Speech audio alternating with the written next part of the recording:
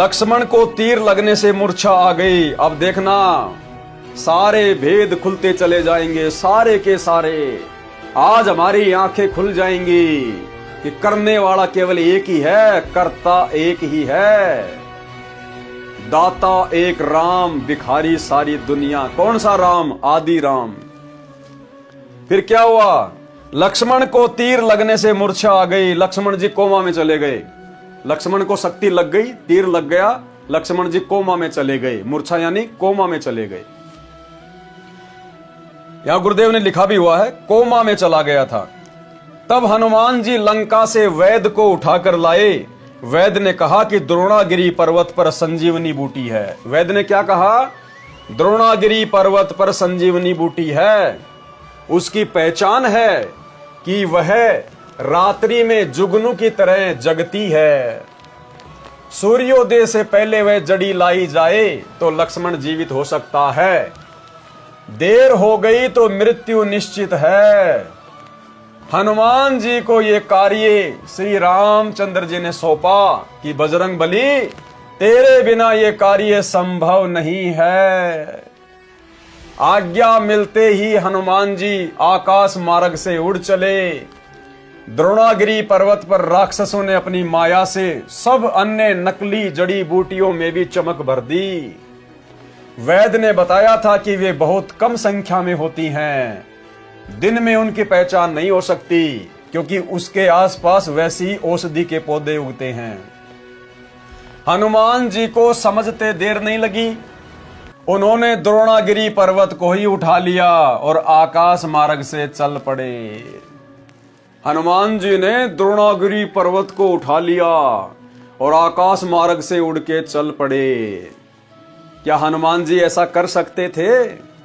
क्या हनुमान जी में इतनी ताकत थी, इतनी पावर थी? ये सारा कार्य सतगुरु रामपाल जी भगवान ने किया, कबीर परमात्मा ने किया। अरे द्रोणागिरी पर्वत कितना लंबा चौड़ा मेरे भाई।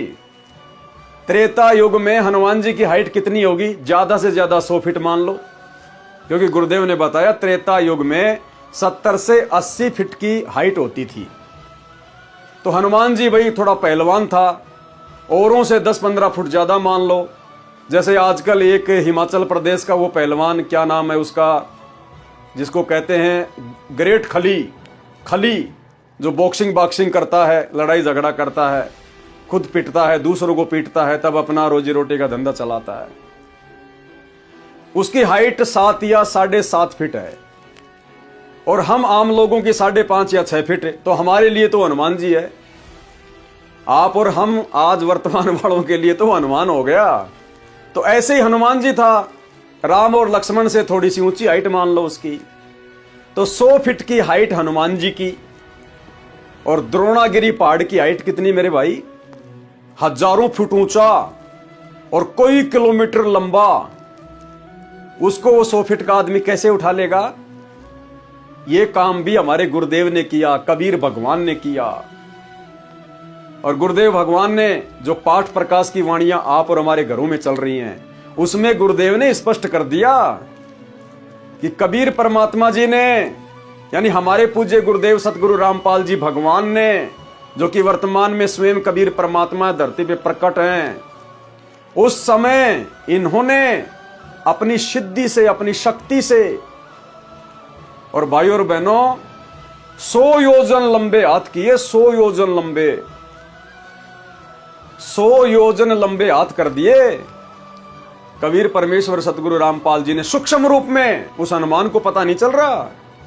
हनुमान तो अपने हिसाब से अपनी ताकत लगा रहा था।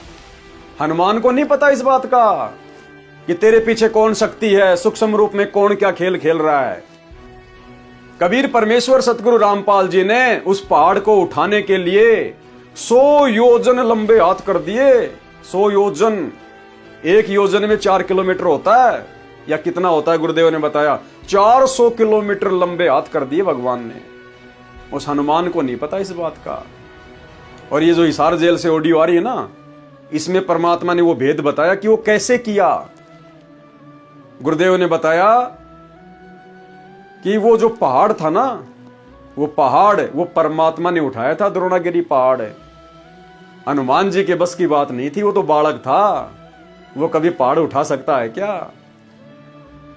और गुरुदेव ने क्या कहा उस ऑडियो में, और आगे इसमें क्या लिखा हुआ है कि हनुमान जी के हाथों के ऊपर कबीर परमेश्वर जी ने सूक्ष्म रूप में अपने हाथ रख दिए, और हनुमान को लग रहा कि तू पहाड़ उठा रहा है, तेरे में इतनी पावर है।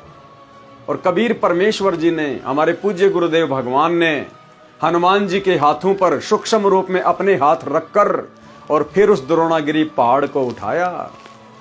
हनुमान जी की 100 फीट की हाइट, हजारों फीट का द्रोणागिरी पहाड़, कई किलोमीटर लंबा। हनुमान जी में कितना वजन होगा? अरे उस समय 100 फीट की हाइट थी, तो कितना वजन मान सकते हो आप हनुमान जी में? 100 क्विंटल वजन मान लो, ज्यादा से ज्यादा 100 क्विंटल वजन मान लो। तो भाई 100 क्विंटल का आदमी लाखों क्विंटल का पहाड़ कैसे उठा लेगा? तो ये सारा खेल गुरुदेव भगवान का किया हुआ है। सुनिए गुरुदेव का सत्संग। ग्रीव अंगद और सुग्रीव सब हनुमान हितकार, द्रोणागिरी को ले उड़ा लक्ष्मण के उपचार। बच्चों, एक बात विचार करो, हनुमान जी ने पहाड़ उठा लिया, कितना बड़ा द्रोणागिरी उठाया जा सकता है? ये मूसल उठाया, ये सारा खेल दाता का था, वो भी उठा लिया और फिर उड़ के भी चल पड़ा।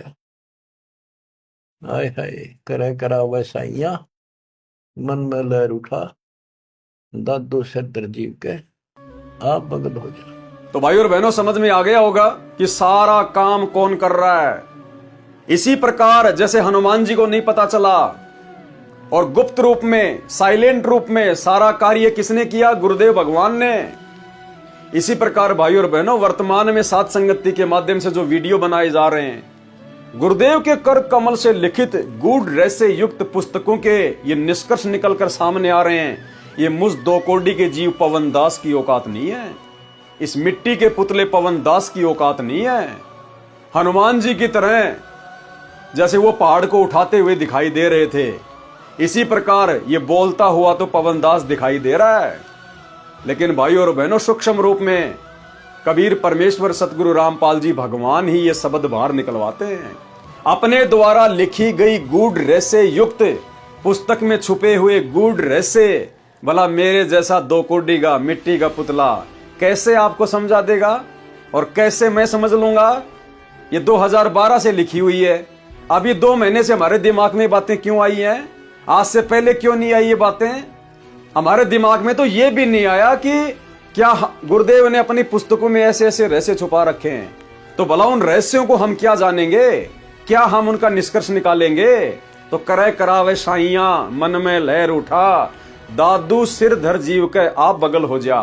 मुझे तो अपनी औकात का पता है भाई, अच्छे से पता है मुझे तो भाई और बहनों, ठीक इसी प्रकार वीडियो बनाता हुआ मैं दिखाई दे रहा हूं, सब कुछ करता हुआ आप लोगों को दिखाई दे रहा हूं। मुझे भी यही लग रहा है कि मैं कर रहा हूं, जैसे हनुमान जी को लग रहा था कि मैं कर रहा हूं, मैं उठा रहा हूं पहाड़।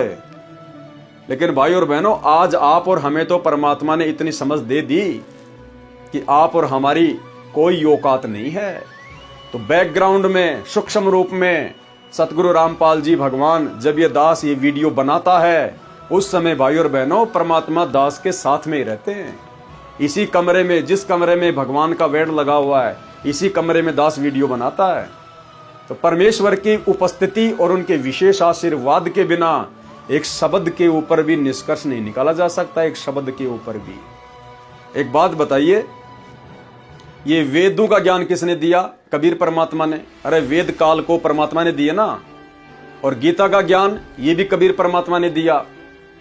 आज तक कोई साधु संत महात्मा शंकराचार्य, कोई संस्कृत का कीड़ा एक भी श्लोक का ढंग से कोई अनुवाद किया क्या?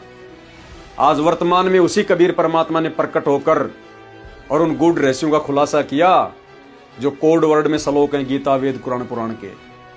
तो भला आज जब वही कबीर परमात्मा संत रूप में धरती पे प्रकट होकर अपने कर कमल से पुस्तक लिखेगा, तो ये पुस्तकें तो वेदों और गीता जी के श्लोकों से भी सैकड़ों गुना ज्यादा कठिन है।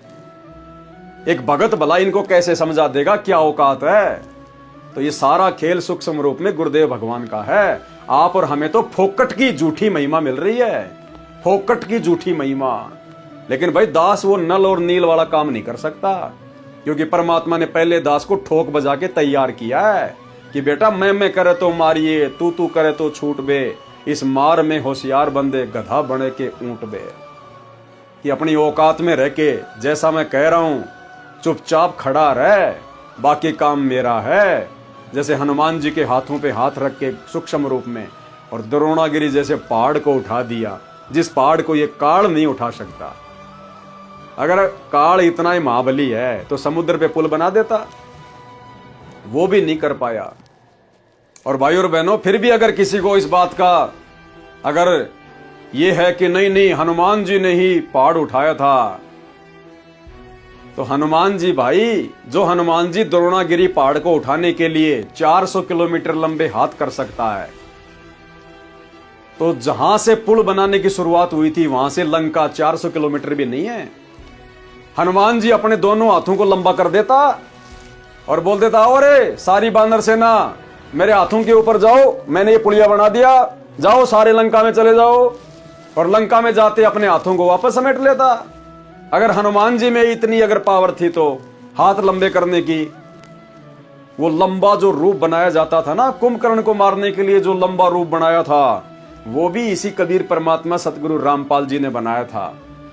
ये सारे भेद अब समझ में आएंगे भाई और बहनों। अब अरे जब लंकापति रावण श्री रामचंद्र जी से नहीं मारा गया, उसको भी कबीर परमेश्वर सतगुरु रामपाल जी ने उसी प्रकार सूक्ष्म रूप बना के, वो तीर कमान तो लेके श्री रामचंद्र जी खड़ा था, और गुरुदेव ने बताया, आगे लिखा हुआ है कि कबीर परमात्मा ने श्री रामचंद्र जी के हाथों पे हाथ रखे और फिर वो निशाना मारा, तब रावण मरा था। अन्यथा श्री रामचंद्र जी को तो 6 महीने हो गए थे। विभीषण ने भी बता दिया था कि इसकी नाभि में अमृत कुंड है, जब तक वहां तीर नहीं मारोगे ये नहीं मरेगा। 6 महीने हो गए थे रामचंद्र जी को तीर मारते हुए, रावण की नाभि में तीर नहीं लग रहा था। अंत में कबीर परमेश्वर सतगुरु रामपाल जी ने, जब रामचंद्र जी अंतिम प्रयास कर रहा था रोता रोता दुखी होके, तब परमात्मा ने, दयालु परमेश्वर ने उसकी पुकार सुन के उसके हाथों के ऊपर अपने सूक्ष्म हाथ रखे और भगवान ने लगाया निशाना। तो भला रामचंद्र जी से रावण नहीं मरा, और रावण से कई गुना लंबा चौड़ा विभीषण, वो हनुमान से कैसे मर जाएगा? जब भगवान से रावण नहीं मरा तो भला रामचंद्र जी से कुंभकर्ण कैसे मर जाएगा? माफ करना भाई और बहनों, थोड़ी देर पहले दास जो है कुंभकर्ण की जगह विभीषण बोल गया, माफी चाहता हूं। अब देखो परमात्मा ने दे दिया एग्जाम्पल, यहीं पे एग्जाम्पल दे दिया परमात्मा ने, यहीं पे दे दिया एग्जाम्पल। दास तो नाम भी भूल गया उसका, रावण के भाई का, कुंभकर्ण की जगह विभीषण बोल गया, क्योंकि मैटर वही चल रहा है कि करे करावे साईया मन में लहर उठा।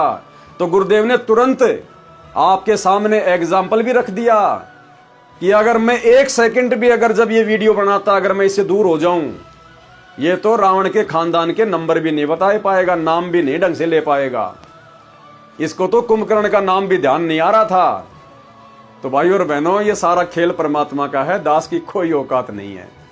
तो जब श्री रामचंद्र जी भगवान होकर रावण को नहीं मार पाए, और रावण से कई गुना ज्यादा बलशाली उस कुंभकर्ण को भला रामचंद्र जी का भगत हनुमान कैसे मार देगा?